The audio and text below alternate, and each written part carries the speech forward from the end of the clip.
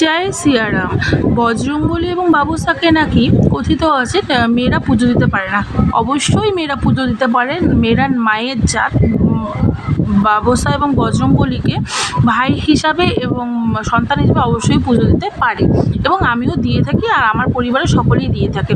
Hello everyone, everyday moms কিচেনে তোমাদের নতুন একটা ব্লগে সুস্বাগতম। আজকে কোনো রান্নার ব্লগ নয়, আজকে আমি আমার বাবাকে কী করে মঙ্গলবারের পুজো দিই সেটি তোমাদের সামনে তুলে ধরলাম। প্রথমে বাবাকে স্নান করিয়ে শুদ্ধ বস্ত্র পরিয়ে সমস্ত ভোগ দিয়ে ফুল দিয়ে পুজো দিয়ে নিয়ে তারপর হনুমান চল্লিশা সব কিছু পড়ে নিলাম। পড়ার শেষে তারপর গোটা ফল ঠাকুরকে যে ভোগে দিয়েছিলাম সেই ফলটা কেটে নিলাম।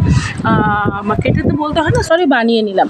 যাই হোক, তারপর কারণ বাবুসা এবং বজরংবলীকে সবসময় চেষ্টা করবে গোটা ফল দেওয়ার, কেটে ফল দিতে হয় না। এটা আমি এক মন্দির থেকে ঠাকুরমশাই আমাকে বলেছিল, তারপর থেকে আমি একটা থাকলেও গোটা ফলই দিই। আর তারপরে আমি আমার পুজোর শেষে আমি আমার নিজের খাবারটা নিয়ে বসলাম। যেহেতু আজকে মঙ্গলবার আর আমি কোনো ব্রত নয়, আমি মন চাইছে তাই হনুমান জয়ন্তী থেকে লবণের খাবার খাচ্ছি না। দুপুরবেলাটাও লবণের খাবার খাই না। রাত্রেবেলায় একবার খাই লবণের খাবার খাই, আর কোনো ভাত খাচ্ছি না। দুপুরবেলায় রুটি ছানা খেলে, আমার রাত্রেবেলা রুটি তরকারি খাবো। এই ছিল আজকে আমার